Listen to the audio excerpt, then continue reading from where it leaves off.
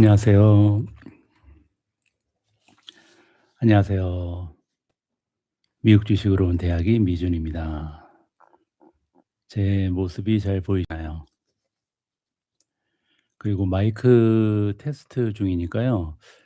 제 목소리 잘 들리시는지 좀 알려주시면 좋을 것 같습니다. 잘 들린다고 지금 답변해 주셨네요. 예, 안녕하세요. 라이브 방송 처음으로 보시는 분들도 많이 계신 것 같습니다. 오늘은 새롭게 좀 방송 시간을 바꿔봤습니다. 그동안은 미주에 계신 분들이 사실 미전 구독자분들 중에 한 30%가 미국이나 캐나다 계시거든요. 근데 지금까지는 그분들께서는 참여하시기가 좀 어려웠죠, 너무 새벽에 해서. 근데 이번에는 특별히 좀 전 세계에 계신 분들이 다양하게 참여를 해 주실 수 있도록 한국 시간으로 아침 10 시에 시작하게 됐습니다. 이번에 얼마나 참여해 주시는지 한번 보고요. 다음에도 이 시간에 할지 아니면 조금 다른 시간으로 설정을 할지 보도록 하겠습니다. 예, 지금 한 2분 정도 지났으니까요. 한 1분 정도 기다리다가 시작하도록 하겠습니다. 캐나다 동부 토론토에서 시간을 변경해 주셔서 고맙다고 말씀하시는 분들 계시고요.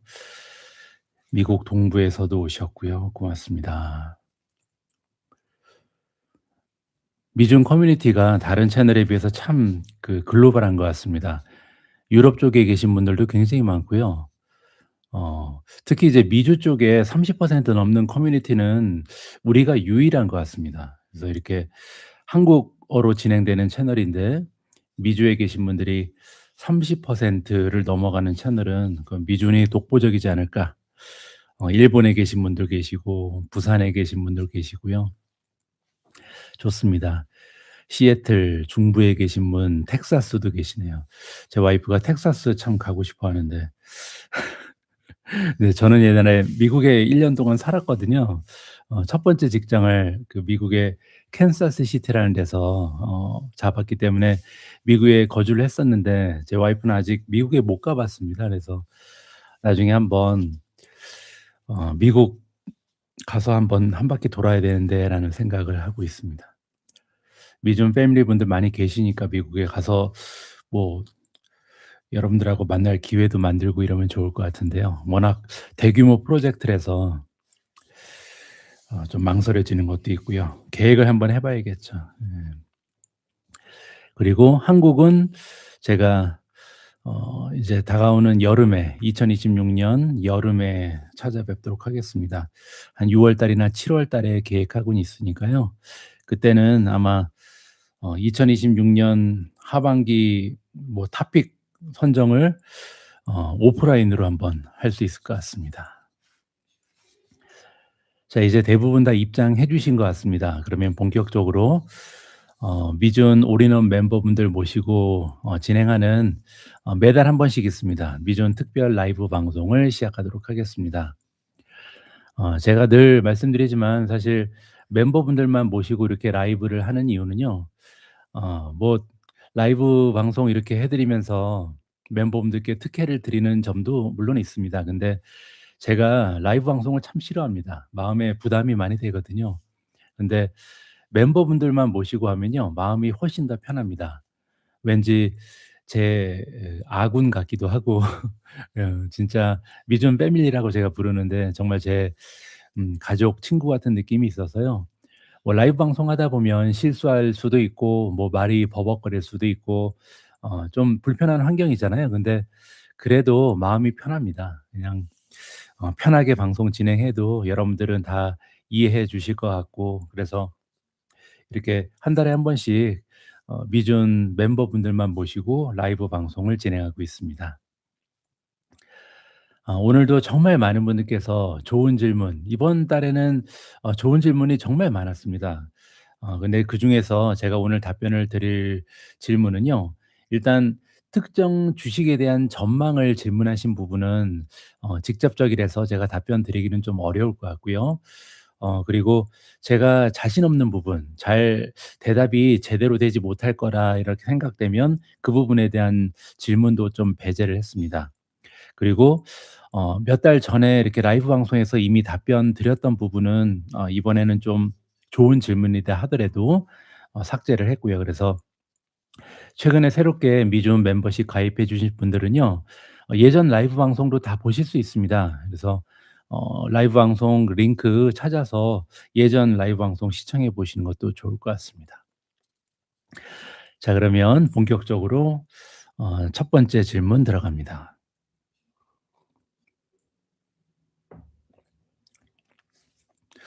첫 번째 질문은요. AI 로봇이라는 아이디를 쓰시는 분께서 남겨 주셨습니다. 모멘텀이 떨어진 주식을 팔다 보니까 항상 수익금이 낮은데 수익이 높았을 때 팔고 싶은데 시점을 어떻게 잡아야 하나요? 이런 질문을 주셨거든요.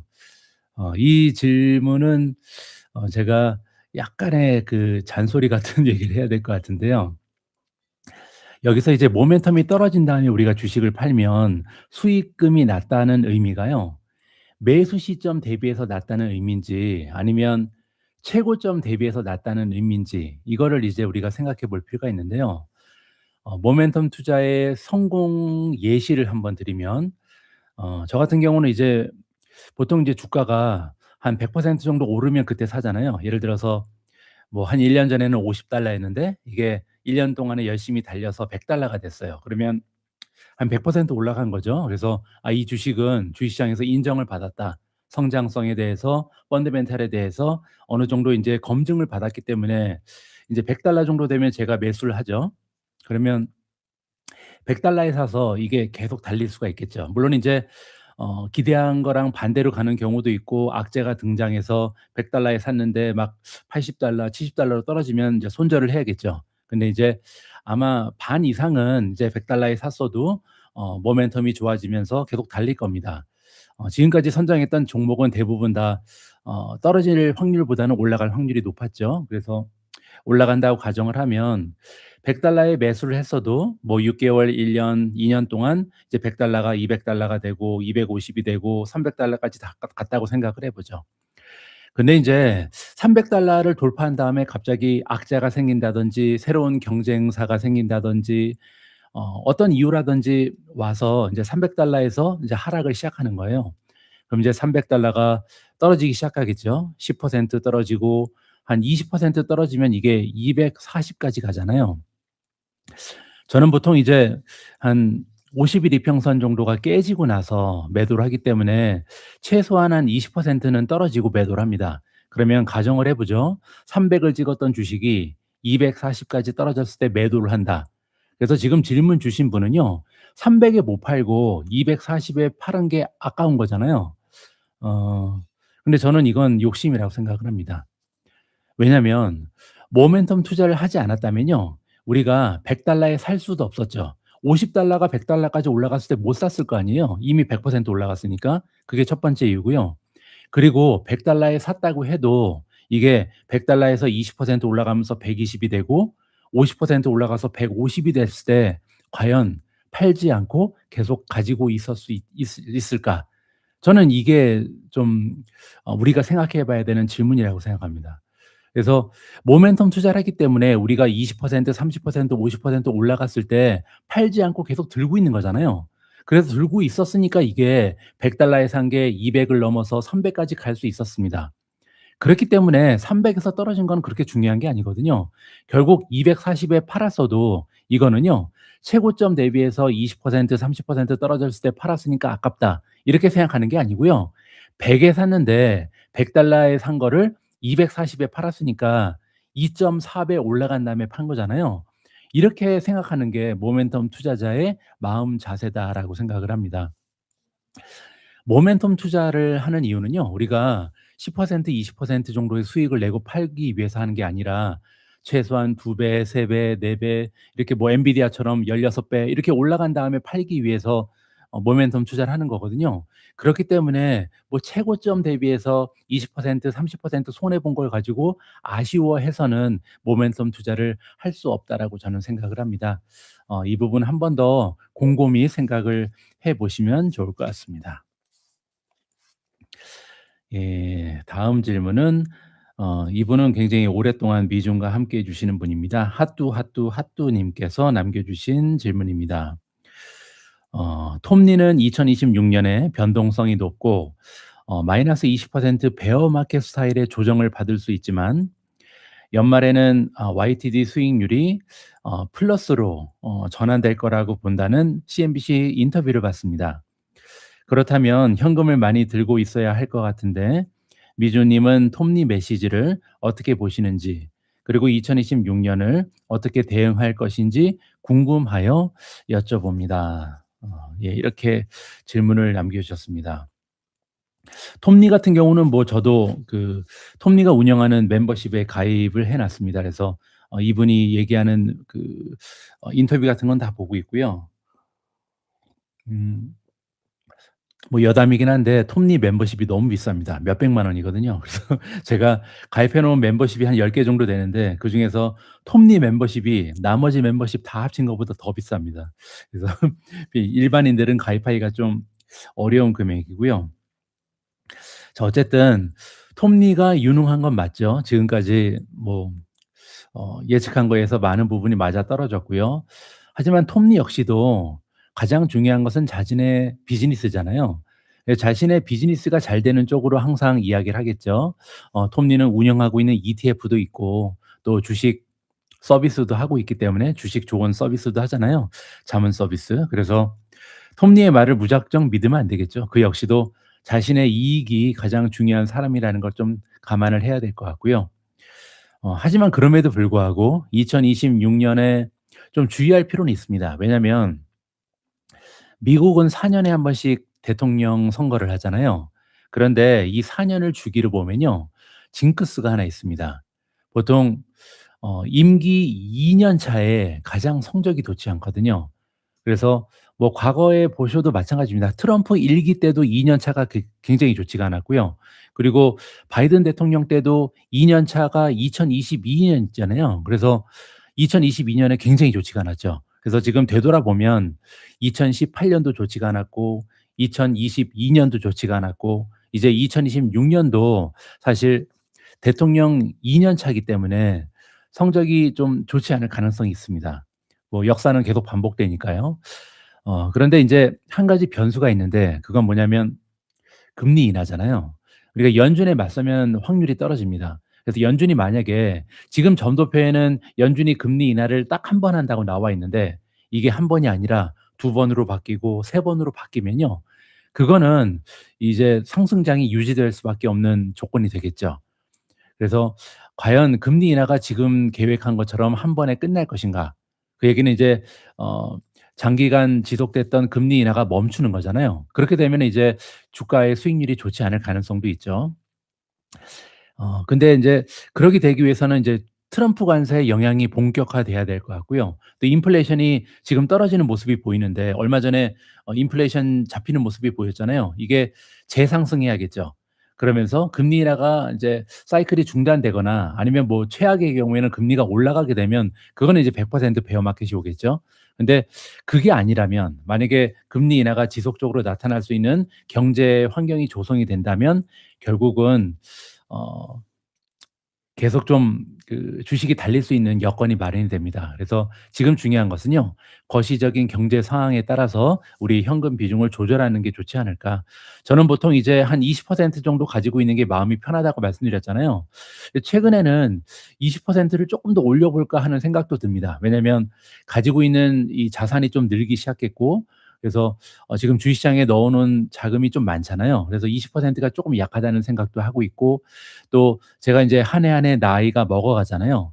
그래서 처음에 미준 방송 시작했을 때는 뭐 40대 중반이었는데 이제 50대 초반이 되다 보니까 '아 조금은 현금 비중을 늘려야 되겠다.'라는 생각도 하게 되고요. 그래서 거시적인 경제 상황이 좀 악화된다면 현금 비중을 한 50% 까지는 올릴 어 가능성도 있다. 이렇게 보시면 될 것 같습니다. 답변이 잘 됐는지 모르겠습니다. 작은 꿈 시작이 중요해. 욕심을 버려 매일매일 조금씩 자라나. 오늘의 여정을 즐겨봐. 어두운 조정이 와도 두렵지 않아. 미국 주식으로 은퇴하기. 다음에는 인생은 재미있게라는 아이디를 쓰시는 분께서 남겨주셨습니다. 아이디 참 좋죠? 안녕하세요. 항상 좋은 방송 감사드립니다. 현금 보유 금액 중 최소 5% 10%라도 초단기 국채 SGOV에 넣어두면 작은 금액이나마 매월 분배금도 받고 줍줍 기회가 오더라도 남아있는 현금으로 탄력적으로 매수도 가능한데 미주님은 잠깐이라도 미국채 투자는 안 하시던데 좋은 방법이 아닌가요? 여쭤보고 싶습니다. 이렇게 질문을 남겨주셨습니다. 일단 답변부터 드리면요. 보유 현금을 그냥 현금으로 가지고 있지 않고 SGOV에 넣어 놓는 방법은요. 매우 좋은 강추할 만한 현금 관리법이라고 생각합니다. 그래서 잘하고 계시니까 제가 안 한다고 해서 나쁜 방법이 아니거든요. 뭐 그 이유는 뭐 이미 투자하고 계시니까 잘 알고 계시겠지만 이게 초단기 국채에 투자하잖아요. 만기가 3 개월 미만입니다. 그래서 1 개월짜리 뭐 2 개월짜리 3 개월짜리 이렇게 초단기 국채에 투자하고 있기 때문에 그 얘기는요. 금리 변화에 따라서 리스크가 거의 없는 거죠. 단기 국채는 잘 변하지 않잖아요. 그래서 리스크가 거의 없다. 이렇게 보시면 되고요. 근데 이제 저 같은 경우는 약간 귀찮기도 해서 그리고 인제 일정이 너무 바쁘잖아요, 제가 하는 일이 많으니까. 그래서 이렇게 현금을 제대로 관리를 못하고 있을 뿐이지 권장하고 싶은 방법입니다. 이 SGOV라는 ETF는요. 배당도 매달 주잖아요. 그것도 굉장히 매력적이고 또 배당률이 높을 때는 4%가 넘어가기도 합니다. 지금은 한 3.7 까지 떨어져 있는데 3.7% 면 굉장히 훌륭한 배당률이죠. 그래서 뭐 저 같은 경우는 제 와이프가 운영하고 있는 그 포트폴리오가 따로 있는데 그거는 로빈후드거든요. 로빈후드는 지금 이자율이 4% 라서 이거보다 더 주긴 합니다. 그래서 운용하시는 자금이 어디에 들어가 있나에 따라서 좀 다양한 방법이 있긴 합니다. 이 부분 참고해 주시면 좋을 것 같습니다. 다음에는 이선미 님께서 남겨 주신 글입니다. 이선미 님 다 저번 주에도 저번 달인가? 저저번 달인가도 비슷한 질문 주신 것 같은데요.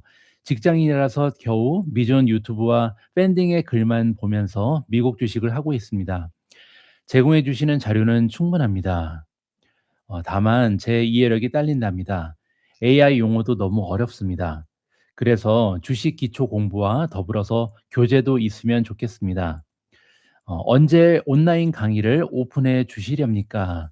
제가 정말 초보자분들을 위한 온라인 강의를 오픈하겠다 이렇게 벌써 계획을 말씀드렸는데요.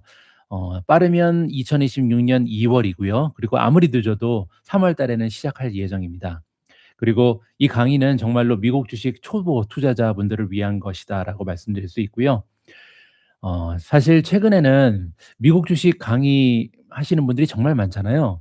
근데 저는 기존의 주식 강의랑은 조금 차별점을 주고 싶어서요. 이렇게 강의를 10 개, 20개 만들어서 일괄적으로 만들어서 이렇게 판매하는 게 아니라요.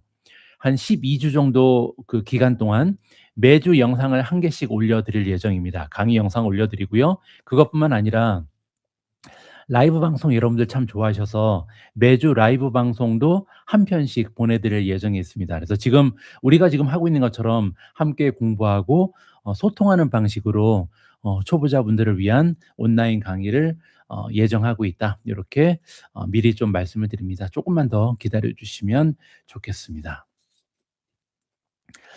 다음에는 어 동이 별이 소리라는 아이디를 쓰시는 분입니다. 둥인가요? 둥이 별이 소리인가요? 안녕하세요, 미조님. 항상 양질의 컨텐츠와 영상 감사드립니다. 외국에서 오래 생활하셨는데 외국어는 언제 어떻게 공부 다시 읽을게요. 외국에서 오래 생활하셨는데 외국어는 어떻게 공부하셨는지 궁금합니다. 미주님이라면 철저하게 계획을 세워서 학습하셨을 것 같은데 외국어 잘할 수 있는 방법이 궁금합니다.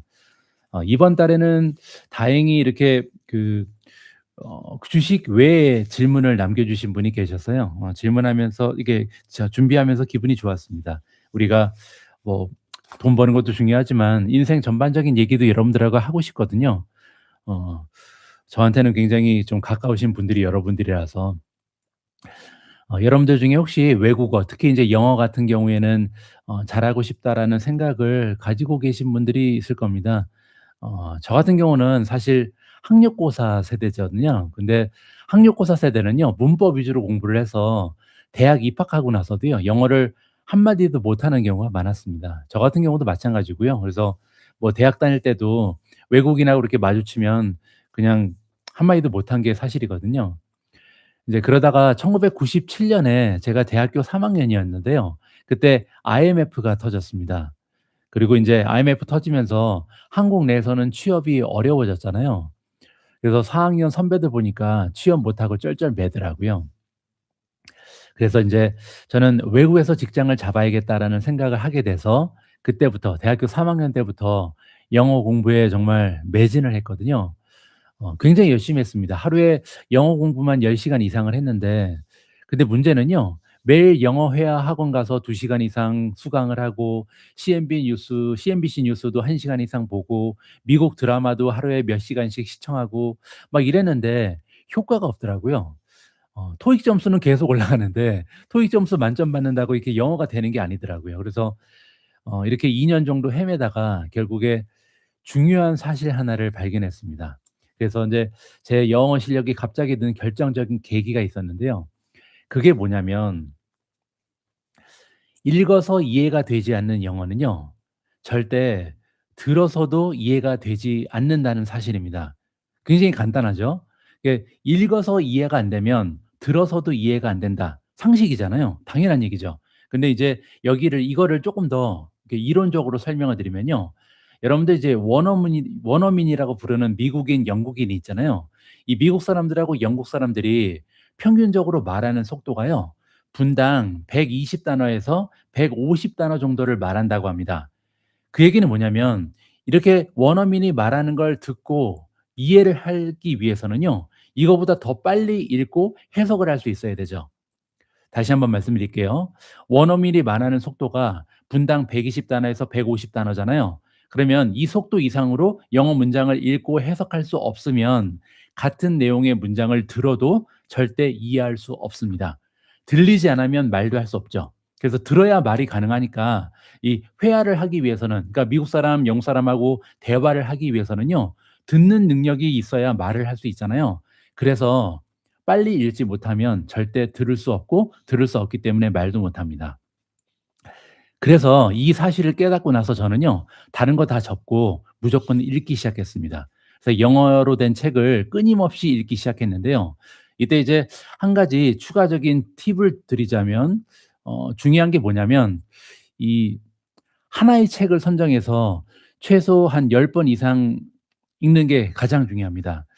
그 이유가 뭐냐면요, 사람마다 쓰는 단어, 뭐 관용구, 수거, 이게 다 다르잖아요. 그래서 여러 권의 책을 반복해서 읽으면 효과가 좀 줄어들고요, 효율성이 떨어진다는 거죠. 그래서 한 책을 반복해서 읽어야 그 책의 저자가 사용하는 단어와 수거와 관용구, 이런 거를 표현이 반복적으로 등장합니다. 그래서 한 10번 이상 읽으면 그 저자 스타일로 말을 할 수 있고 글을 쓰기 시작하는, 물론 이제 버벅거리긴 합니다. 하지만 그래도 적어도 시작한다, 그러니까 그 단계까지는 올라갈 수 있거든요. 그래서 하나의 책을 선정을 해서 10번 이상 읽어야 됩니다. 근데 이제 10번 이상 같은 책을 읽으면 굉장히 좋은 책을 읽어야겠죠. 그래서 저 역시도 심사숙고해서 고른 책이 있었는데요. 제가 10번 이상 읽은 책은 이제 원서였죠. 제목이 인제 Seven Habits of Highly Effective People이라는 책입니다. 한국에서는요, 성공하는 사람들의 7 가지 습관이라는 제목으로 인제 출간이 됐고요. 저는 개인적으로 이 책을 한 13 번, 14번 정도 읽었습니다. 처음 읽을 때는 한 1년 가까이 걸린 것 같고요. 두 번째 읽을 때는 한 6 개월 정도 걸렸고요. 맨 마지막에 읽었을 때는 2 시간 정도도 안 걸렸습니다. 그래서 한 책 한 권을 영어로 2 시간 내에 읽을 수 있으면 그때는 인제 잘 들리거든요. 그래서 이 책은 제가 어 한 13 번, 14번 읽으면서 영어를 정복했을 뿐만 아니라 나중에 한 25년 정도 이제 해외에서 생활을 할 수 있는 결정적인 계기가 됐다라고 보시면 되고요. 그리고 또 하나 너무나 좋은 책을 10번 이상 읽었잖아요. 그래서 제 사고 방식 그리고 인생 자체를 바꿔준 정말 고마운 책입니다. 여러분들께 강추드리고 싶습니다. 아직까지 이 책 안 읽으신 분들은요. 어 정말 너무나 좋은 책이기 때문에 한 번쯤 꼭 읽어 보시면 좋을 것 같습니다. 다음 질문으로 넘어갑니다.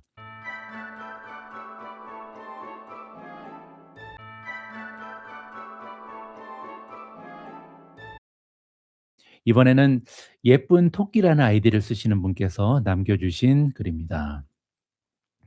저번 라이브 방송에서 달러 인덱스를 참고했을 때 현재 1,450 원대의 환율은 높은 게 아니다라고 말씀하셨습니다.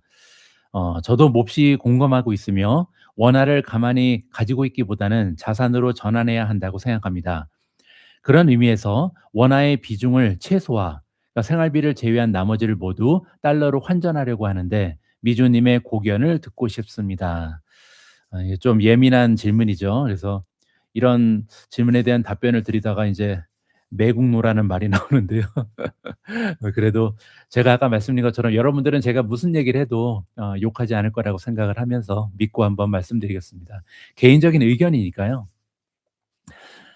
제가 인제 그 말씀을 드리긴 했는데 원화 약세가 계속된다는 예측이 아닙니다. 제가 인제 그런 능력도 없고요. 환율을 예측할 사람 할 수 있는 사람은 없거든요. 근데 '그럴 가능성이 높다.'라고 생각을 합니다. 그러니까 '원화의 약세가 지속될 가능성이 높다.' 이런 걱정이 되거든요. 그래서 '거기에 대해서 대비를 해야 된다.'라는 취지의 발언이었습니다. 그러면 제가 그런 걱정을 왜 하게 되는지 그 이유는 뭐냐면요. 저는 역사를 굉장히 중요시 여기잖아요. 학교 다닐 때도 역사가 굉장히 재밌었고 주식 투자를 할 때도 역사에 바탕을 두고 투자를 하는데요. 미국 주식의 역사가 계속 반복된 것처럼 다른 것도 반복될 가능성이 높다라고 생각하는데요. 우리가 잘 알고 있는 환율의 역사가 있죠. 일본의 잃어버린 30 년이 있었고요. 그리고 저는 영국에서 생활을 굉장히 오래 했잖아요. 그리고 두 번에 걸쳐서 생활을 했습니다. 예전에 8년 동안 젊었을 때 한번 살았고요. 그리고 두 번째로 최근에 한 4년 5년 거주를 했습니다. 그러면서 느낀 점이 정말 많거든요. 영국을 비롯한 유럽이 정말 예전 같은 모습이 안 보입니다. 완전히 망해 버렸거든요. 그러면 '일본이 왜 그렇게 망했을까?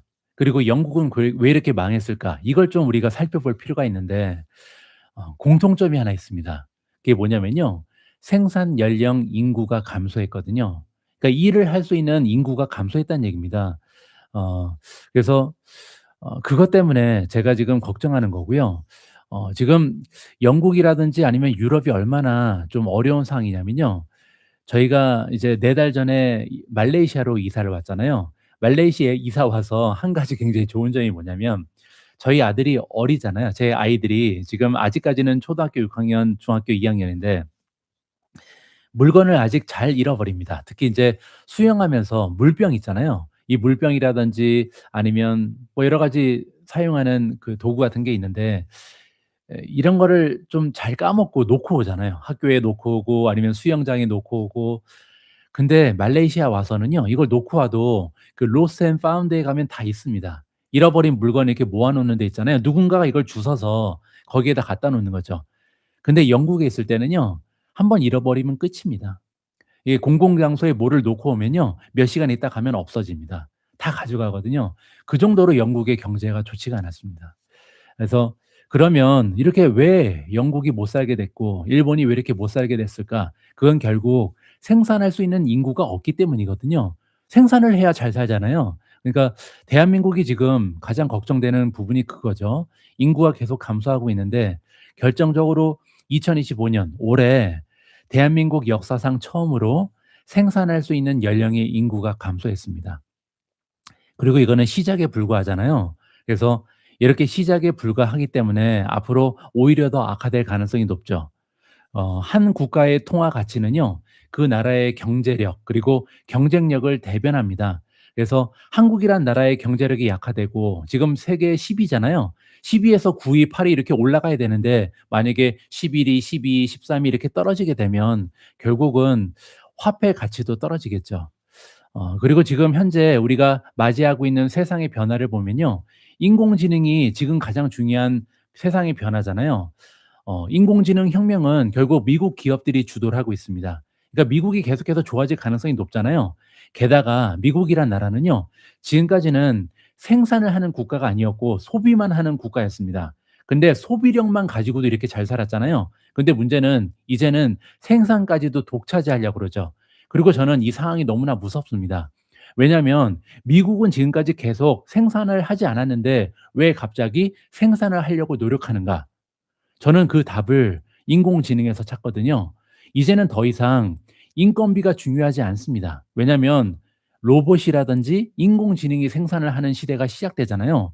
그렇기 때문에 중국에 가서 생산할 필요가 없고 말레이시아 와서 생산할 필요가 없고 태국에 가서 생산할 필요가 없고 베트남에 가서 생산할 필요가 없죠. 그래서 밖에 나가 있는 공장을 자꾸만 들어오라 그러잖아요. 왜냐하면 이제 공장이 들어와도 인건비가 걱정되지 않는다는 얘기입니다. 어차피 다 로봇으로 바뀔 거니까. 자, 그러면 앞으로 5 년, 10년 지나면서 모든 공장이 미국으로 들어와서 미국 공장 내에서 생산도 하고 소비를 하면요. 미국의 경제는 말도 못하게 좋아지겠죠. 생산과 소비를 독점하는데 그 나라보다 잘 나갈 수는 없잖아요. 그러면 미국과 한국의 경제력, 경쟁력의 차이는 향후에 점점 더 좁아지기보다는 오히려 벌어질 가능성이 높죠. 그러면 환율도 계속해서 더 벌어질 가능성이 높습니다. 그래서 이런 걱정 때문에 저 역시도 제 예상이 좀 틀렸으면 좋겠습니다. 그래서 25년 넘게 제가 해외 생활을 하고 있지만 저는 아직까지도 국민연금을 계속해서 납부하고 있거든요. 25년 넘게 지금 국민연금 내고 있습니다. 그래서 나중에 30 년, 20년 이렇게 후에 제가 지금 아니죠. 20년 후면은 받고 있겠죠 이미. 국민연금 저도 받고 싶거든요. 그래서 한국이 망하면 국민연금도 못 받습니다. 지금까지 계속 납부했는데. 그래서 너무 한국이 잘 됐으면 좋겠는데 문제는 미래는 불확실하잖아요. 그리고 저의 미래를 불확실한 한국의 미래에 맡길 수는 없죠. 그래서 만약에 대비를 해야 될 것 같고요. 그래서 국민연금 이외의 모든 자산은 미국 달러, 그리고 저는 싱가포르 달러도 가지고 있고요. 그리고 말레이시아 링깃도 가지고 있죠. 왜냐하면 이번에 이제 구입하는 콘도, 구입하는 아파트는 말레이시아 돈이잖아요. 그래서 개인적으로는 한국 원화, 미국 달러, 싱가포르 달러, 말레이시아 이렇게 네 가지의 화폐로 미래를 준비하고 있다. 이렇게 말씀드리고 싶습니다. 다음 질문으로 넘어갑니다. 이번 질문은 DDI90이라는 아이디를 쓰시는 분이고요. 매수 매도하는 시간은 대부분 언제 하시나요? 예를 들어 장 진행 중에 하는지 장 마감하고 하는지 궁금합니다. 저는요, 미국 주식 매수 매도는 제가 편한 시간에 합니다. 예전에 영국에 살 때는 그 장중에 했었죠. 왜냐면 영국 시간하고 이제 미국 시간하고 차이가 별로 안 나니까 미국 시장 열려 있을 때 저도 깨 있잖아요. 그래서 장중에 했습니다. 근데 지금은 그렇게 못 하죠. 왜냐면 말레이시아 시간으로요. 새벽 5 시에 미국 증시가 마감됩니다. 그러니까 새벽에 일어나자마자 미국 증시가 인제 전반적으로 하락하거나 나스닥이 전반적으로 급락한 경우에는요. 제가 그때 이제 매도를 하거든요. 그래서 개별 종목 중에 이제 모멘텀이 떨어진 경우에는 매도를 하겠죠. 그리고 이제 전체적으로 시장이 떨어지는 경우에는 매수를 하는데요. 저는 보통 그래서 새벽 5시 전후로 매도합니다. 그러니까 미국 증시가 마감되기 바로 직전이나 미국 증시가 마감된 바로 직후에 사겠죠. 그 시간에 매도하는 이유는 제가 그때 하는 게 편하니까 그래서 뭐 '특별한 의미는 없다.' 이렇게 보시면 되고요. 반대로 미국 증시 오픈은 말레이시아 시간으로 밤 10시 반입니다. 그래서 저는 이 시간에 이미 자고 있어야 되거든요. 뭐 요즘에는 막 11 시까지 놀다가 못 자 가지고 피곤한 경우도 있는데요. 계획은 10 시부터 취침을 해야 되기 때문에 증시가 오픈한 이후에 매수하는 경우는 지극히 드물다. 요렇게 말씀드리고 싶습니다. 답변이 잘 됐는지 모르겠습니다. 다음으로 넘어갑니다.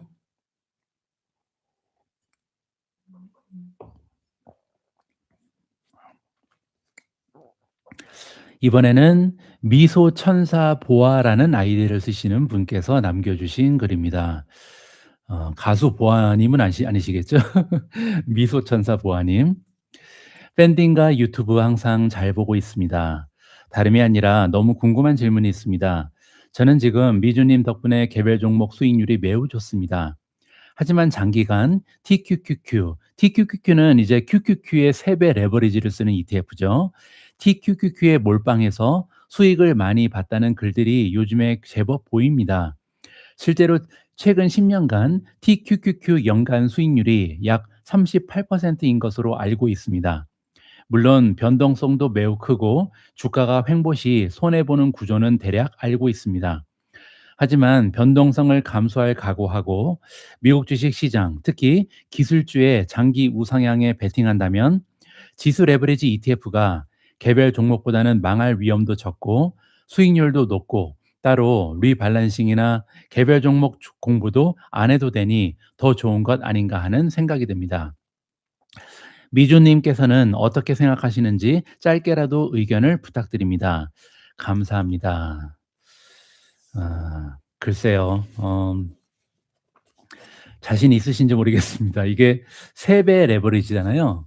지난 4월 달에 저 같은 경우는 12억이 8억까지 떨어졌던 것 같습니다. 12억이 8억까지 떨어졌는데요. 근데 만약에 그게 TQQQ면 12억이 8억이 아니라 12억이 한 6억까지 떨어졌겠죠. 견디기 어려울 것 같습니다. 저는 못 견딜 것 같아요. 과연 이렇게 가지고 있는 돈이 반토막 이상 떨어졌을 때, 그것도 베어마켓도 아니었잖아요. 4월 달에는 베어마켓도 아니었습니다. 베어마켓은 한 20-30% 떨어지잖아요. 그러면 10억을 갖고 있는데 30% 떨어지면 10억이 1억이 되잖아요. 그걸 제가 견딜 수 있을까? 견딜 수 있을지도 모르겠죠. 근데 견디고 싶지 않습니다. 그래서 저는 사양합니다. 그러니까 그런 경험은 하고 싶지 않고요. 그리고 또 하나 우리가 주의해야 되는 점은 뭐냐면요.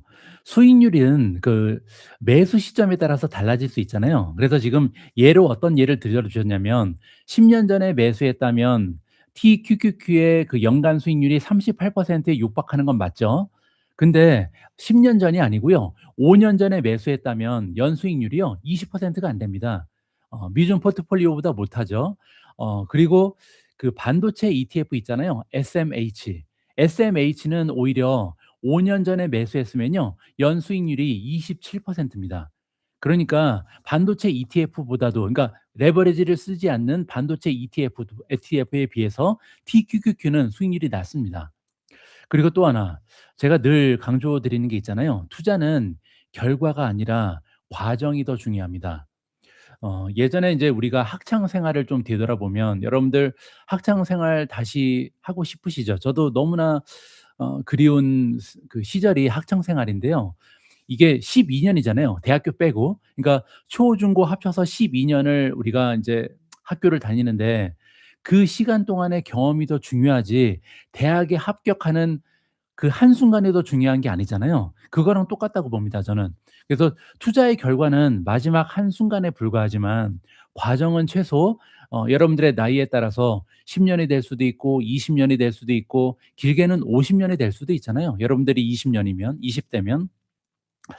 그래서 저는요. 한순간의 행복보다는 그 과정 내내 즐겁고 행복하는 게 훨씬 더 중요하다라고 생각을 합니다.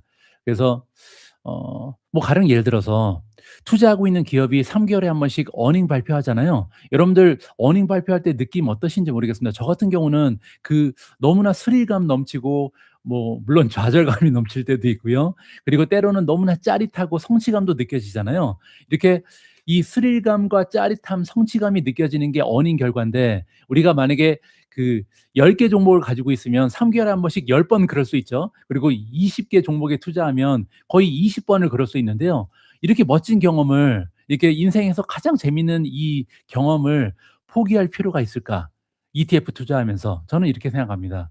그래서 그리고 또 하나 굉장히 중요한 점 있죠. 그 ETF는요. 50년 투자한 사람과, 그러니까 만약에 예를 들어서 어떤 사람은 ETF에 50 년을 투자했고요. 어떤 사람은 종목 20 개에 50 년을 투자했다라고 생각을 해 보죠. 그러면 50년 후에 그 사람이 세상을 이해하고 바라보는 그 시각의 차이가 하늘과 땅의 차이가 아닐까. 이 주식 투자를 한다는 건 엄청난 공부잖아요. 그래서 개별 종목, 특히 이제 세상의 변화를 이끌고 있는 테크 기업에 투자하면서 우리가 쌓아갈 수 있는 지식이라든지 인사이트는요, 그 무엇보다도 바꿀 수 없는, 정말 주식 투자가 우리 투자자한테 주는 가장 커다란 혜택이 아닐까.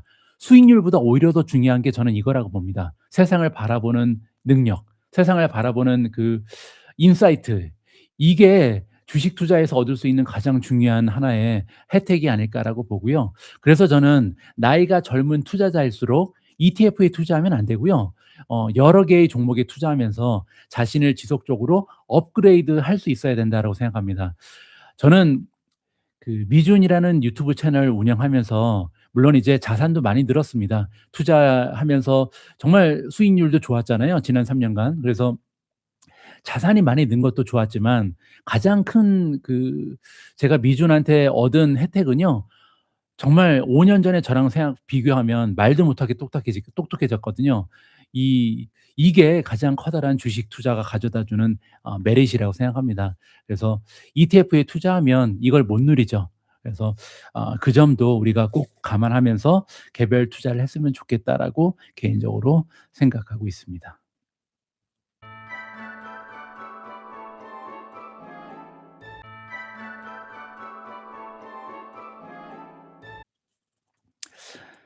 다음 질문도 어떻게 보면 조금 뭐 연결이 돼 있는데요.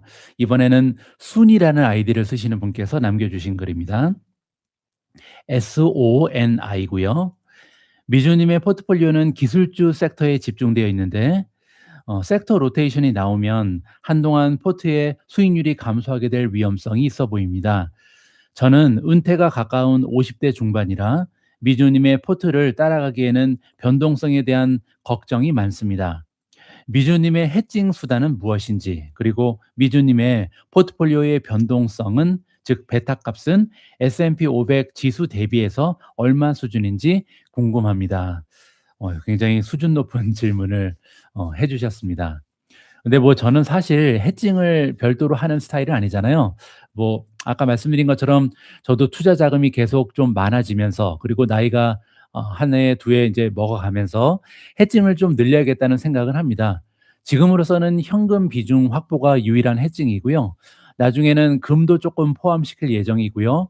뭐 비트코인 관련된 주식도 이미 갖고 있고, 그리고 이제 물론 이제 말레이시아에 부동산을 사기 때문에 자산 분배도 어느 정도 되어 있죠.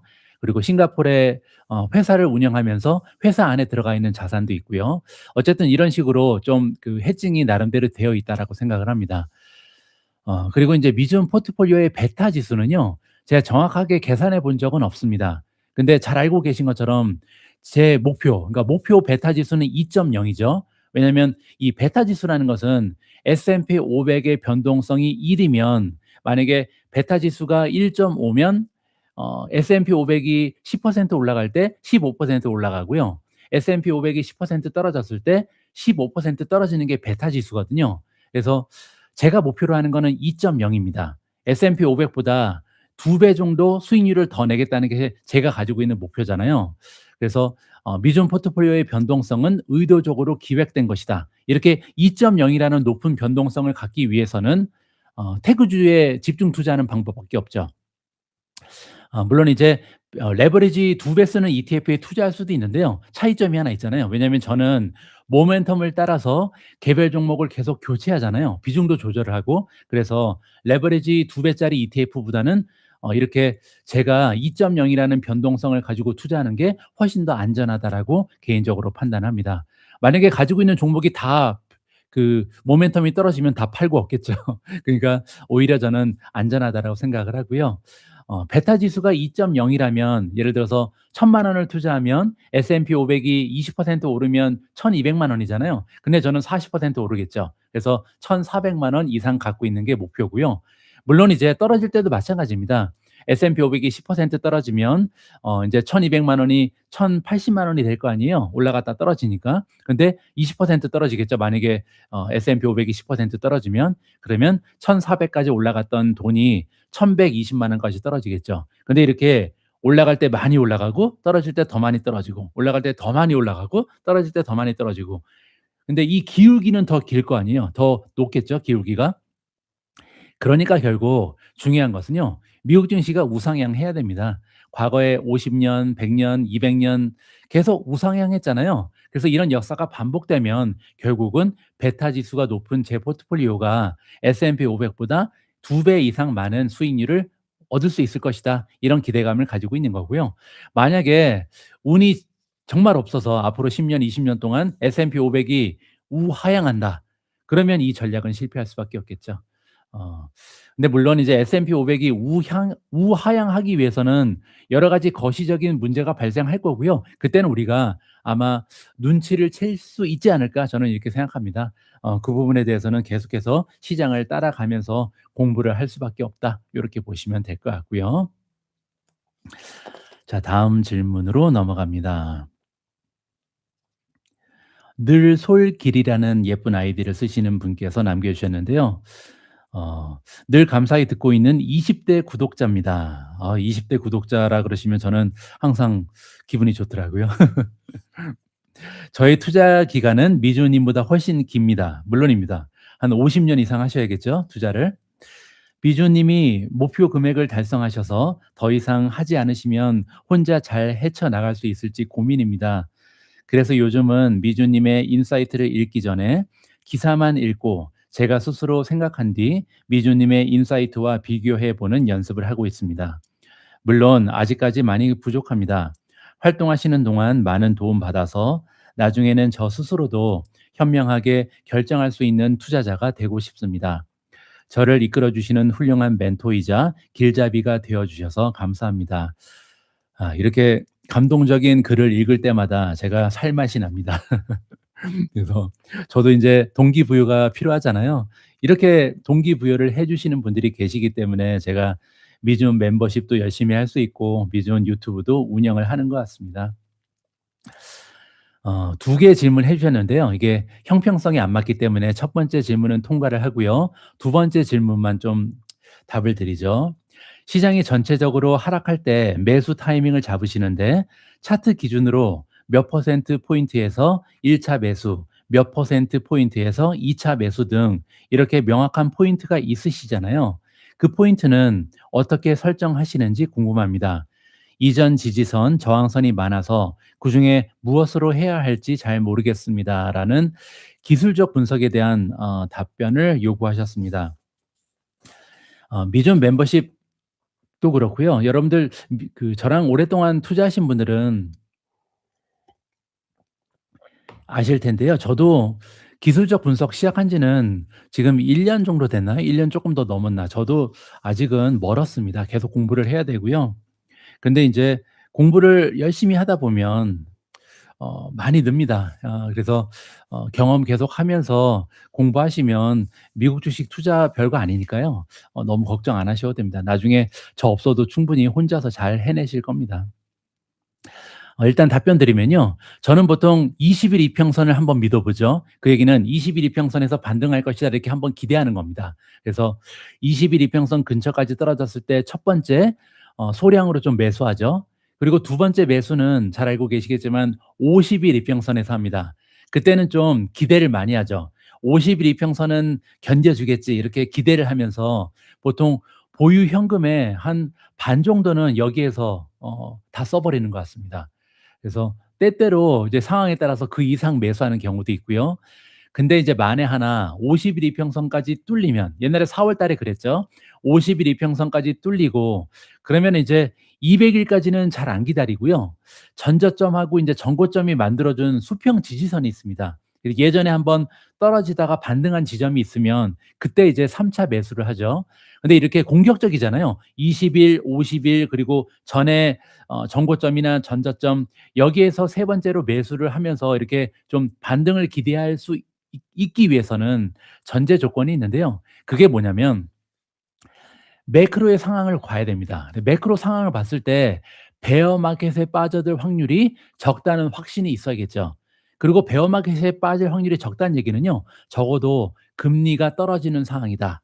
그리고 미국의 경제가 침체에 빠지지 않을 것이다. 그 얘기는 GDP가 마이너스로 떨어지거나 아니면 인플레이션이 가속화되면서 금리가 오히려 올라갈 거다. 이런 상황이 발생하면요. 계속 줍줍하면 안 되겠죠. 그래서 이럴 때는 떨어질 때 오히려 팔아야겠죠. 그러면서 이제 베어 마켓에 대비를 해야 되잖아요. 그때는 이제 저 역시도 현금 비중을 아마 아무리 못해도 50% 까지는 늘릴 것 같습니다. 그래서 반 정도만 주식으로 가지고 있고 반 정도는 현금으로 바꿀 것 같습니다. 그래서 가장 중요한 것은 과연 앞으로 1년 내에 베어 마켓이 찾아올 가능성이 높은가? 만약에 그렇다면 주식을 좀 더 팔아야 될 것 같고요. 근데 만약에 이제 경제 지표를 봤는데 뭐 GDP가 계속해서 성장을 한다거나 적어도 마이너스로 떨어질 가능성이 없다. 그리고 인플레이션이 계속해서 가속화되면서 금리가 인하가 아니라 금리 인상으로 돌아갈 가능성이 없어 보인다. 그럴 때는요. 이렇게 떨어질 때마다 20일 이평선, 50일 이평선 그리고 200일 이평선까지 떨어질 때까지 기다리지 않고 전 저점이나 전고점에서 다시 한번 산다. 요렇게 좀 저의 개인적인 매매 전략을 정리해 드리겠습니다. 벌써 인제 시간이 많이 갔네요. 10분 정도밖에 안 남았습니다. 열심히 계속해 보겠습니다. 이번에는 권숙성 님께서 남겨 주신 짧은 질문입니다. 아주 간단한데요. "코어 위브 모멘텀은 언제 올까요?" 이렇게 질문하셨습니다. 제가 개인 개별 종목에 대한 질문은 원래 답변을 안 해 드리는데요. 이 질문은 답변을 해 드리고 싶어서 일부러 여기 포함시켰습니다. 왜냐하면 답변이 뭐냐면요. "코어 위브 모멘텀은 언제 올지 아무도 알 수 없다." 이게 답변이잖아요. 자 그런데 더불어서 이런 말씀을 좀 드리고 싶습니다. 코어 위브의 모멘텀이 언제 좋아질까는요. 우리 투자자가 걱정할 일이 아니죠. 이게 무슨 얘기냐면요. 코어 위브의 모멘텀이 안 좋은 기간 동안은 우리가 코어 위브에 들어갔던 자금을 빼서 지금 현재 잘 달리는 종목이 있잖아요. 예를 들어서 마이크론, 구글, 테슬라 이런 종목으로 옮기면 되잖아요. 근데 이렇게 잘 나가는 종목이 있는데 왜 떨어지는 종목을 계속 걱정을 해야 되는지 이런 말씀을 좀 드리고 싶습니다. 이렇게 투자하지 말라고 제가 항상 미중 방송에서 반복해서 말씀드리잖아요. 떨어지면 포기하고요. 떨어지는 종목에 자꾸만 집착하지 마시고 올라가는 종목에 자금을 옮기시면 스트레스도 없고 훨씬 더 수익률이 좋습니다. 그래서 굳이 모멘텀이 떨어지는 종목에 집중하지 마시라 이런 말씀을 좀 드리고 싶고요. 그래서 인제 답변을 좀 질문을 바꿔야죠. 질문이 코어 위브의 모멘텀이 언제 올까가 아니라요. 우리가 물어야 될 질문은 뭐냐면 코어 위브의 모멘텀이 언젠가는 좋아질 텐데 그러면 모멘텀이 좋아지면 다시 매수할 것인가? 이게 질문입니다. 그 얘기는 뭐냐면 더 좋은 종목이 없냐는 거죠. 주식은 상대평가입니다. 코어 위브가 다가 아니라요. 다른 종목도 많잖아요. 그래서 과연 코어 위브가 엔비디아 사는 것보다 더 좋나? 구글 사는 것보다 더 좋나? 아니면 뭐 소형주가 좋다. 그러면 조금 더 작은 종목 있잖아요. 셀레스티카보다 더 좋나? 아니면 같은 데이터 센터 종목 중에 뭐 있잖아요. 갑자기 기억이 안 나네요. RN인가요? 이런 종목도 있잖아요. 그러면 물어봐야겠죠. '굳이 코어 위브를 사야 되는가? 이게 최고인가?' 그래서 만약에 최고라고 느껴지는데 모멘텀이 좋아지면 그때부터 사면 되는 겁니다, 팔았다가. 근데 만약에 그렇지 않으면 모멘텀이 좋아져도 딴 걸 사야겠죠. 예 저는 '모멘텀 투자만큼 쉬운 투자 전략이 없다.'라고 생각을 합니다. 그냥 올라가면 사면 되잖아요. 주가가 올라가면 사고 떨어지면 팔고 이렇게 쉬운 투자 전략이 어디 있는가. 왜냐하면 만약에 가치 투자를 하기 위해서는요. '지금이 바닥이다.'라고 생각할 때 사야 되잖아요. 근데 그게 너무 어렵죠. 이게 바닥이 아니면 어떡해요. 그래서 저는 그냥 떨어지면 팔고 올라가면 사는 게 마음도 편하고 스트레스도 없고 수익률도 좋은 가장 편한 방법이다라는 걸 다시 한번 좀 말씀드리고 싶습니다. 초보일수록 '모멘텀 투자를 해야 된다.'라고 생각을 하고 있고요. 이번에도 주식 관련된 질문이 아니라 좀 일반적인 질문입니다. 제가 예전에 호텔리어를 22년 정도 했잖아요. 그래서 호텔리어의 직업병, 장점, 단점 그리고 미주님 딸이 호텔리어를 한다고 한다면 재밌는 질문이죠. 제 딸이 만약에 호텔리어를 하겠다. 그러면 저는 뭐라고 얘기할 건가? 이런 질문인데요. 음 일단 호텔리어라는 직업은 강추입니다. 저는 다시 태어나도 호텔리어가 되고 싶을 정도로 호텔리어 좋습니다. 근데 이제 일단 단점부터 말씀드리면요. 단점이 딱 하나 밖에 없는데 박봉입니다.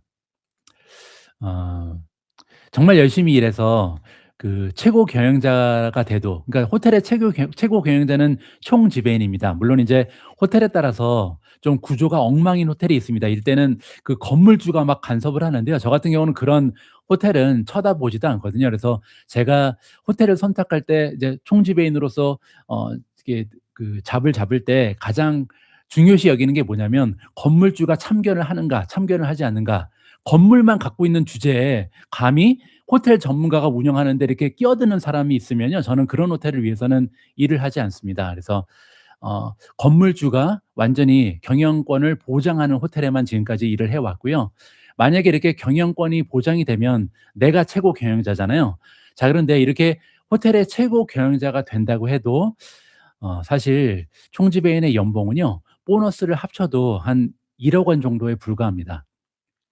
그래서 돈을 보고 일할 수 있는 조건은 아니다. 물론 이제 집도 나오고 기사도 나오고 차도 나오고 뭐 생활비까지 주는 경우도 있고요. 그리고 호텔에서 이제 생활을 하기 때문에 뭐 먹고 자고 이런 건 다 무료잖아요. 그래서 그런 걸 생각하면 좀 연봉이 작아도, 뭐 작은 연봉은 아니죠, 1억 원이. 근데 어쨌든 1억 원을 받아도 삶의 수준은 뭐 2억 원, 3억 원 받는 삶처럼 이렇게 럭셔리한 삶을 살 수는 있습니다. 어쨌든 중요한 것은 박봉이다. 이거는 확실한 것 같고요. 대신에 호텔리어의 장점은 너무나 많습니다. 첫 번째, 호텔리어는요, 성공 확률이 너무나 높습니다. 제가 볼 때 누구나 의지만 있다면 성공할 수 있거든요. 그러니까 일반 그 대기업을 들어가면 누구나 부장이 될 수 있고 누구나 임원이 될 수 있는 건 아니잖아요. 열심히 해도 안 되는 경우가 있죠. 근데 저는 제가 볼 때 호텔은요, 누구나 진짜 불굴의 의지로 좋은 태도랑 노력만 있다면 총지배인은 아무나 될 수 있다라고 생각을 합니다. 저도 됐잖아요. 여러분들도 될 수 있고 누구나 호텔에서 성공하기는 굉장히 쉽습니다. 그게 왜 그러냐면요. 예를 들어서 여러분들 그 대학생이나 아니면 뭐 중고등학생한테 물어봤을 때 '호텔리어가 꿈인 사람이 이렇게 많을까?' 저는 생각하거든요. 그만큼 경쟁이 굉장히 낮잖아요. '호텔리어가 꿈인 사람이 별로 없다.' 의사가 되고 싶은 사람은 많죠. 변호사가 되고 싶은 사람도 많습니다. 삼성의 임원이 되고 싶은 사람도 많죠. 그만큼 엄청난 인재들이 경쟁을 하겠죠. 하지만 '나는 호텔리어가 되고 싶다.' 이런 인재는 많이 없죠. 그래서 경쟁이 쉽습니다. 그래서 여러분들이 누구나 열심히 하면 좋은 태도와 노력 여하에 따라서 누구나 최고 경영자가 될 수 있다는 게 하나의 장점이고요. 두 번째 장점은 이거보다 더 좋은데요. 완전한 바닥에서 시작하죠. 그래서 저 같은 경우도 전화 교환소에서 시작을 했고요. 그리고 웨이터도 1년 정도 했고요. 그리고 야간에 리셉션에서도 이제 일을 했습니다. 정말 어려운 직업이잖아요. 근데 이렇게 어려운 직업에서 시작을 했다는 얘기는요, 위로 올라갈 길이 굉장히 많죠. 한참 올라가야 총지배인이잖아요. 그래서 저는 처음에 호텔리어 할 때 10년 동안 승진을 8 번이나 했습니다. 10 년간 승진을 8번 하면 승진을 매년 하는 거잖아요. 그러면 여러분들 기억하실 겁니다. 여러분들 직장 생활할 때 승진할 때 얼마나 기분이 좋고 행복한지. 그러면 저는 처음에 10년 동안 호텔리어 하면서 얼마나 행복했겠어요. 그러니까 정말 너무나 행복했거든요. 그러니까 일하는 게 너무 행복할 수밖에 없습니다. 10년 동안 8번 승진하면. 그래서 계속해서 성장한다는 느낌, 성취감도 많고 만족감도 많아서 저는 굉장히 행복한 삶을 살았다라고 느끼고요. 어 다음 장점은 더 중요한데, 호텔에서 일을 하면요, 좋은 사람이 될 수가 있습니다. 물론 이제 다른 직업을 가졌다고 해서 좋은 사람이 못 되는 건 아니지만 호텔은 좋은 사람이 될 가능성이 굉장히 높습니다. 우리가 이제 성인으로 성장을 한다는 얘기는 나이만 먹는 게 중요한 게 아니잖아요. 이게 하나의 성숙한 인격체로 이게 성장을 하는 게 너무나 중요하잖아요. 그러기 위해서 열심히 노력을 하는 거고 그래야 인제 어른이 되는 거잖아요.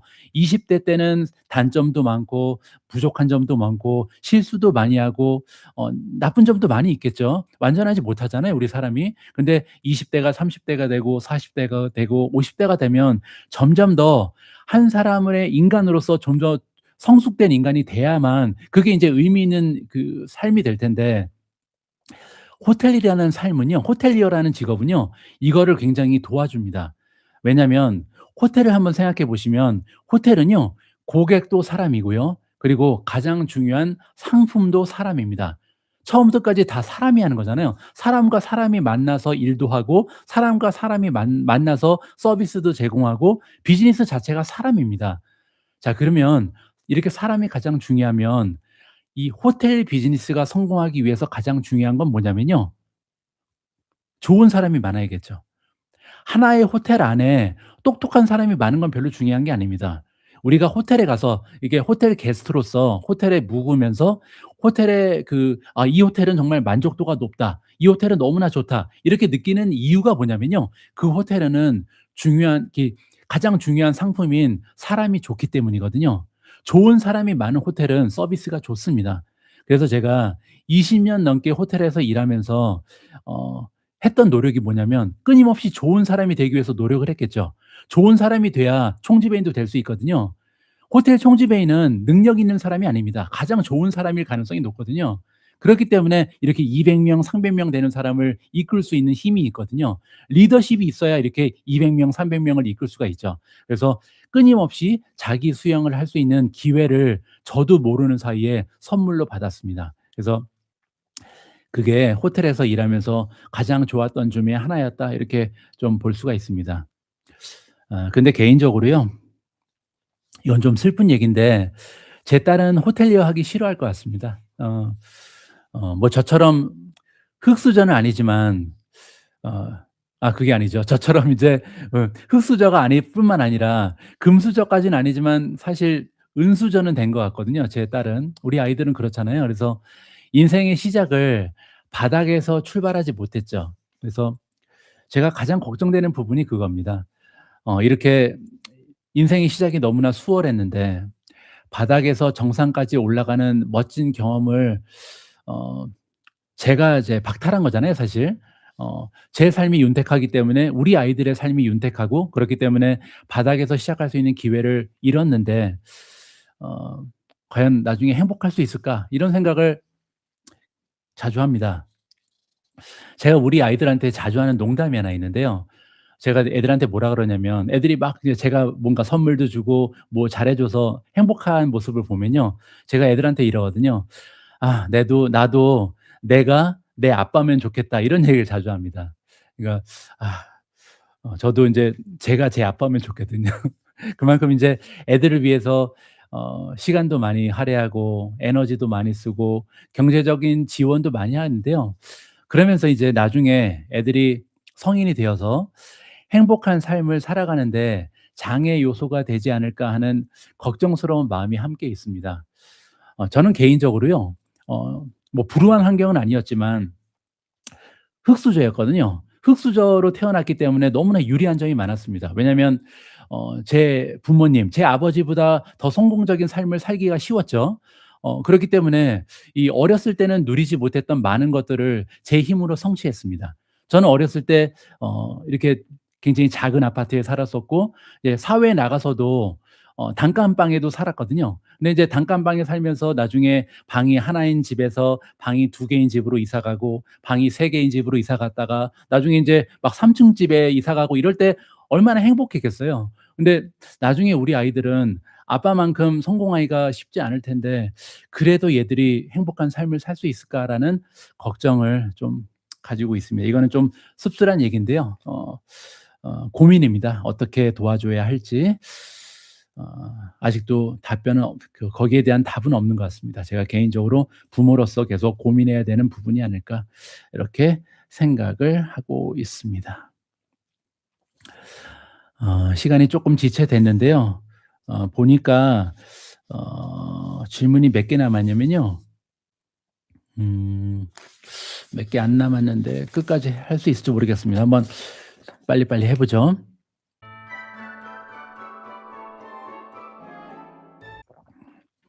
다음에는 01년생 30살 3억이 목표다. 이게 이제 아이디입니다. 01년생 30살 33억 목표. 지난 18일 마이크론 어닝콜에서 현재 모든 수요를 감당하기 어렵다는 발표가 있었습니다. 이를 두고 2026년 AI 사이클이 다소 제한적일 수 있다는 우려가 들고 있는데 미주님의 고견이 궁금합니다. 어, 첫 번째로 이제 AI 반도체, 엔비디아, AMD 등 메모리 공급 부족이 결국 AI 칩 생산의 병목으로 이어져서 단기적으로는 출하량 제한이 발생할 것 같습니다. 그렇게 되면 빅테크, 뭐 구글이라든지 마이크로소프트 등 이런 기업의 수요 공급 원칙에 따른 메모리 가격 상승이 빅테크들의 카펙스 부담을 키우고 결국 마진 훼손 우려로 이어질 수 있다고 봅니다.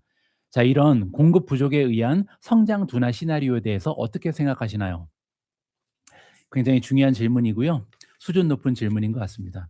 결국 이제 메모리 칩이 너무나 호황이잖아요. 그래서 지금 2026년까지 다 팔려 있는데 그러면 메모리 칩이 없어서 GPU를 못 팔 수 있다는 얘기잖아요. 이거에 대한 이제 걱정을 하고 계신 것 같은데 자, 이거를 이제 우리가 어떻게 대비해야 될지 뭐 개인적으로 충분히 발생 가능한 시나리오입니다. 그리고 그래서 이런 시나리오를 기대하면서 최근에 제가 폭풍 매수하고 있는 종목이 바로 마이크론이잖아요. 제가 인제 이 방송 시작하기 전에 마이크론 테크놀로지의 보유 비중이 얼마나 많은지 체크해 봤는데요. 어느덧 미중 포트폴리오에서 마이크론 테크놀로지가 세 번째로 투자 비중이 높더라고요. 첫 번째가 아직 엔비디아, 두 번째가 아마 셀레스티카인 것 같은데요. 그리고 세 번째로 투자 자금이 많이 들어가 있는 게 마이크론입니다. 그래서 만약에 여기서 조금 더 추가 매수하면 거의 뭐 엔비디아랑 비슷한 투자 비중으로 올라갈 것 같은데요. 그만큼 이제 대비를 해 왔던 거죠. '마이크론이 잘 나가면 다른 종목이 떨어질 수 있다.'라는 시나리오를 개인적으로 인제 해칭을 하기 시작했다 이렇게 보시면 되고요. 미래를 예측하는 것은 불가능하죠. 그래서 항상 우리가 주식 투자하면서 '내가 미래를 모른다는 거를 전제로 투자해야 된다.' 저는 이걸 굉장히 중요시합니다. 그래서 만약에 위에서 말씀하신 시나리오 있잖아요. 메모리 반도체 공급 부족이 생각보다 계속 심각해진다. 이게 만약에 장기화되면요. 엔비디아라든지 구글이라든지 뭐 메타라든지 이런 종목의 주가는 계속 떨어지겠죠. 떨어지지 않더라도 마이크론이 더 잘 나가겠죠. 그러면요. 당연히 모멘텀 투자하면서 마이크론의 투자 비중을 늘리면 되잖아요. 그래서 엔비디아에서 조금 더 팔고 구글에서 주식 더 팔고 이 돈을 마이크론으로 옮기면 됩니다. 그리고 만약에 메모리 반도체 부족 현상이 해소되는 모습이 보여요. 그래서 '아 메모리 반도체 더 이상 많이 부족하지 않다.' 그렇게 되면 단가도 떨어질 거고 그리고 인제 고 그 이 공급이 과잉되는 현상이 나올 수도 있고요. 아니면 적어도 이제 부족하지 않으면 이 마진이 좀 떨어지기 시작하겠죠, 가격이 떨어지면서. 그렇게 되면요. 마이크론 주가가 떨어지기 시작할 겁니다. 그러면 우리는 당연히 마이크론 주식을 팔기 시작해야 되죠. 그래서 마이크론 투자 비중을 계속 줄이고요. 아니면 나중에 마이크론은 순환주기 때문에 완전히 팔아버릴 가능성도 있잖아요. 그러면 이렇게 마이크론의 투자 비중을 줄이거나 아니면 투자를 포기하면서 만들어진 금액을 다시 엔비디아나 AMD에 넣으면 되겠죠. 아니면 구글이나 메타 같은 종목으로. 왜냐하면 이 반도체 메모리 반도체 가격이 떨어지면서 이 기업들은 오히려 수익률이 좋아지니까. 그죠? 수익률이 좋아지면 이 종목들의 주가가 갑자기 모멘텀을 받는 것 같으면 다시 추가적으로 이 주식들을 사면 된다. 요렇게 보시면 됩니다. 자, 결국 투자는요. 예측이 아니라 대응이다라는 걸 다시 한번 말씀드리고 싶습니다.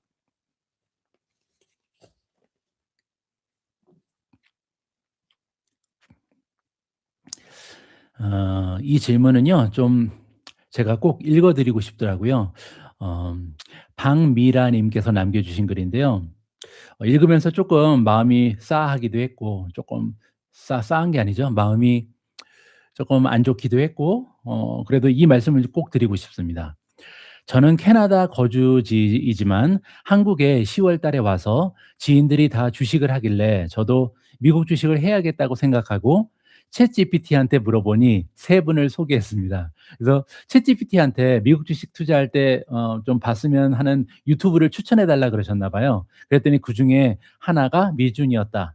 그래서 저는 미준 유튜브를 듣자마자 가입을 하고 가입하자마자 미준 님의 포트폴리오를 제 형편대로 샀습니다. 하지만 그 뒤로 주가가 많이 빠지고 특히 코인주들이 많이 빠졌습니다.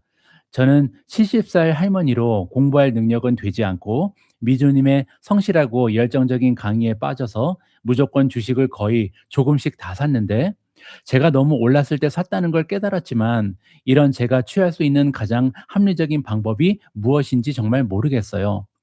그냥 장기로 보유하는 게 좋을 건지 다들 미주님 말 듣고 수익이 많이 났다는 분들이 많이 계신데 저 같은 경우는 거의 없는 것 같아요. 어 여기서 결정적인 그러니까 미중과 함께하면서 수익률 자랑하시는 분들 많잖아요. 근데 그분들하고 이 박미라 님의 크다란 차이가 하나 있는데 이거를 좀 기억하시면 좋을 것 같습니다. 그게 뭐냐면요. 지금 뭐라고 말씀하셨냐면 10월 달에 주식 투자 시작하셨다 그랬잖아요. 그 얘기는 지금 주식 투자 시작하신 지 2 개월밖에 안 됐죠. 이게 결정적인 거거든요.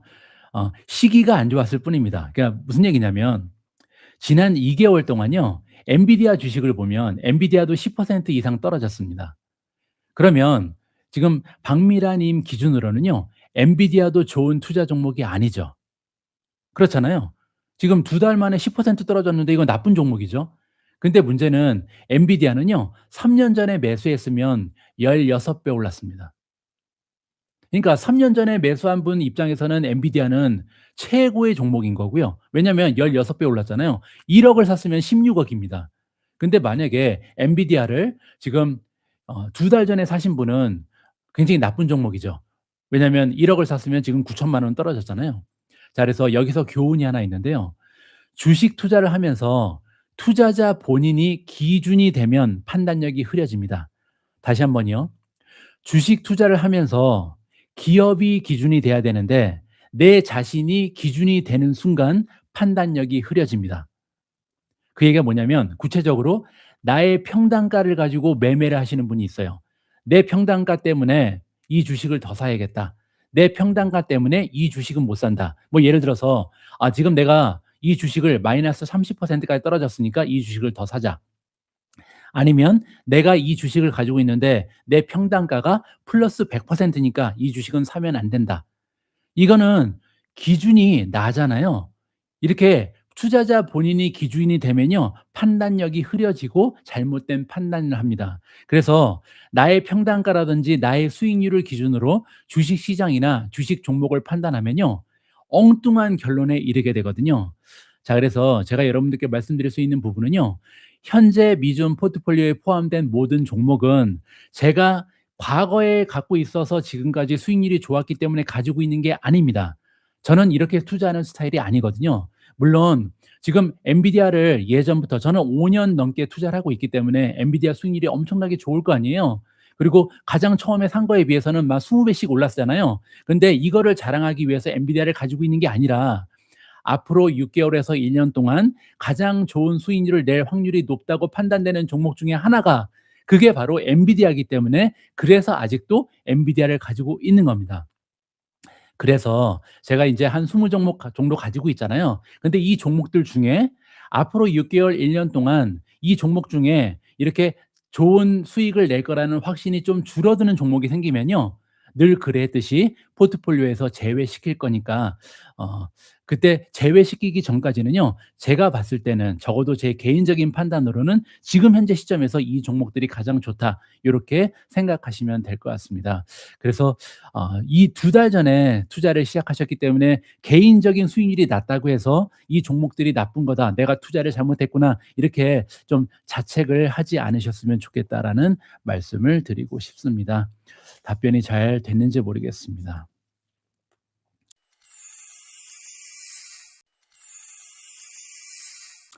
마지막으로 하나만 더 했으면 좋겠는데요. 마지막 질문으로 선정되신 분은 빨간 아니다. 부자다. 부자 빨간 머리 앤입니다. 그래서 그냥 빨간 머리 앤이고 부자가 되고 싶으신 빨간 머리 앤 님께서 남겨 주신 질문을 마지막으로 선정했습니다. 목소리가 쪼끔 이제 목이 쉬어서 여러분들 좀 불편하실 수 있는데요. 마지막이니까 쪼끔만 양해해 주세요. 안녕하세요, 미주님. 저는 사실 굉장히 겁이 많습니다. 그래서 현재 아주 소극적으로 하고 있습니다. 예를 들어서 한두 주 매수 후에 관망하고 괜찮다는 주식들 7-8 개의 종목을 매일 5천 원에서 만 원 정도 사고 있습니다. 그리고 저는 손절을 정말 못합니다. 그래서 코어 위브도 극히 소량이지만 가지고 있습니다. 조금씩 모멘텀 투자를 배워가고 싶은데 사실 너무 비쌀 때부터 제가 시작했다는 생각에 잘 안 됩니다. 이런 성향인 저는 모멘텀 투자는 맞지 않는 걸까요?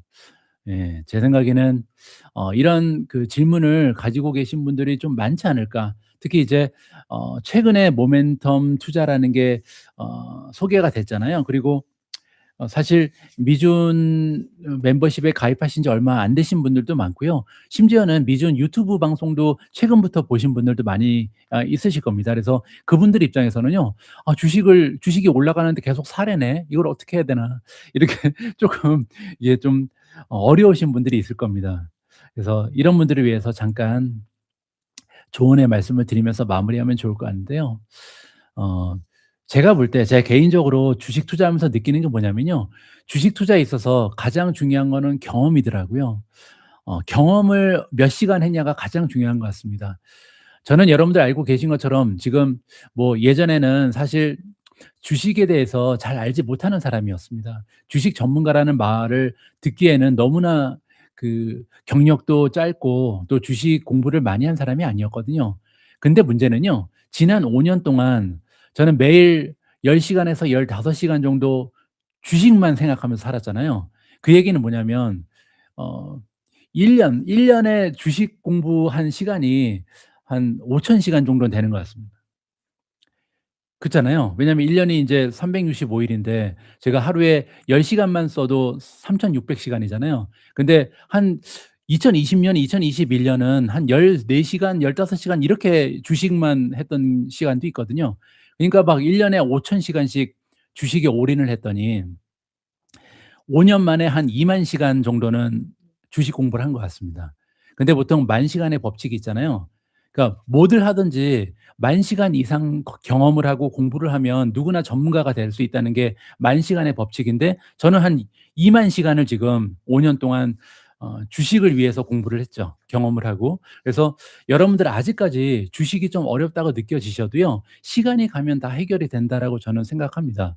그래서 이 질문해 주신 분 부자 빨간 머리 앤 님께서 겁도 많고 좀 모멘텀 투자가 어렵고 자신이 없으셔도요. 지금 연령이 어떻게 되시고 또 향후에 투자 기간이 몇 년인지는 알 수 없지만 만약에 지금 70대 이하시면요. 최소 10 년에서 20년 이상은 투자하실 거 아니에요. 60 대라도 한 10 년, 20 년은 하셔야겠죠. 그래서 주식 투자할 때 좀 시간의 여유를 갖고 마음의 여유를 가지고 '앞으로 1년 후에는 쪼끔 더 나아지겠지. 2년 후에는 쪼끔 더 발전하겠지.' 이렇게 좀 생각하시면 좋을 것 같습니다.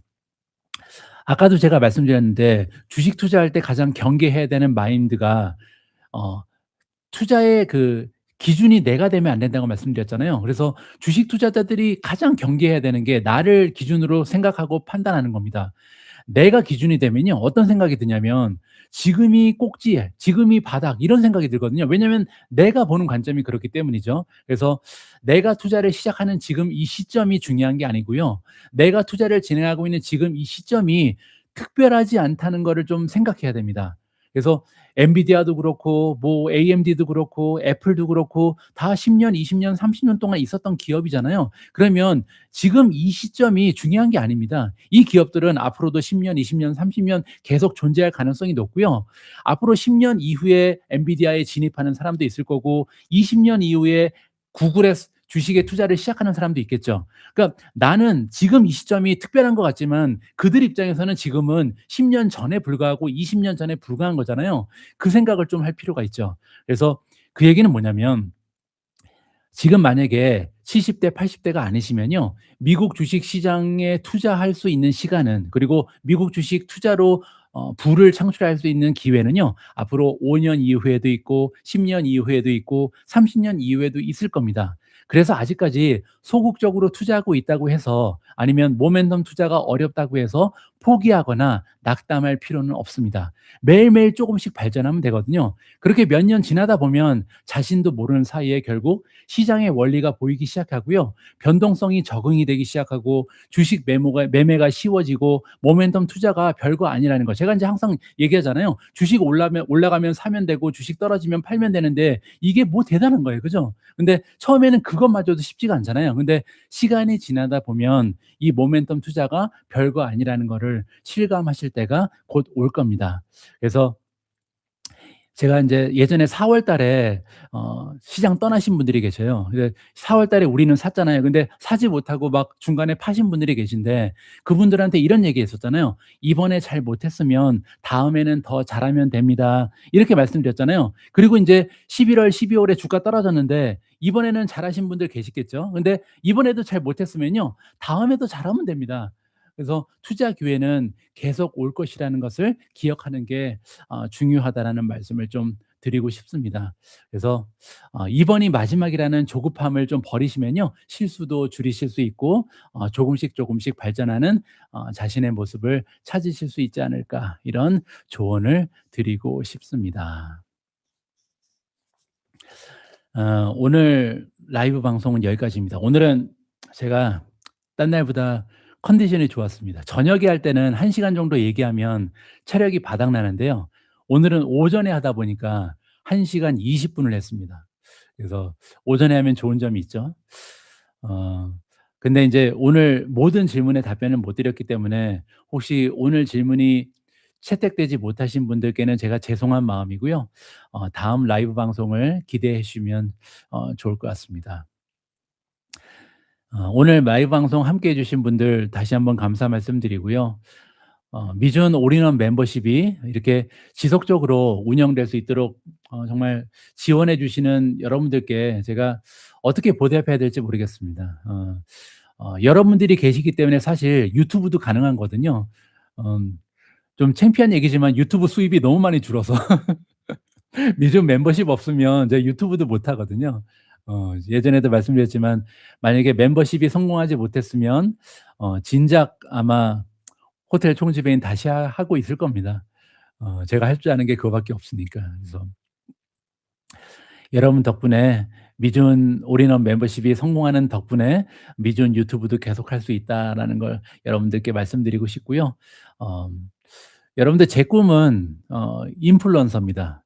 제대로 된 인플루언서가 되는 게 제 희망이자 꿈이거든요. 저의 미래가 인플루언서입니다. 그래서 저와 미준이라는 그 커뮤니티를 통해서 인연을 만드신 여러분들께서, 모든 분들이 조금이라도 더 풍요롭고 즐겁고 행복한 삶을 영위하실 수 있도록 도와드리는 게 저희 꿈이거든요.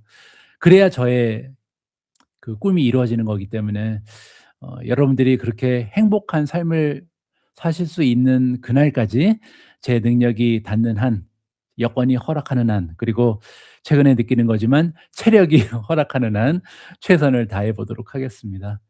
그래서 미존 커뮤니티는 제 능력과 여건, 체력이 허락하는 한 계속된다. 이 점을 기억하시면 좋을 것 같습니다. 라이브 방송 좋네요. 라이브 방송 하다 보면 외로운 마음이 좀 줄어듭니다. 항상 녹화 방송할 때는 이렇게 카메라 보면서 얘기하는 느낌인데요. 오늘은 여러분들 보이진 않지만 여러분들 앞에 계신다는 생각을 가지면서 이야기했던 것 같습니다. 함께 해 주신 모든 분들께 감사 말씀드리고요. 예, 도라지 챙겨 먹겠습니다. 감사합니다.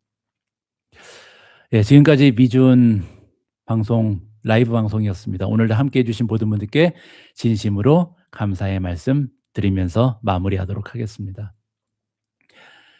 우리 모두가 미국 주식 투자를 은퇴하는 그날까지 다 함께 화이팅입니다. 행복한 하루 되세요. 감사합니다.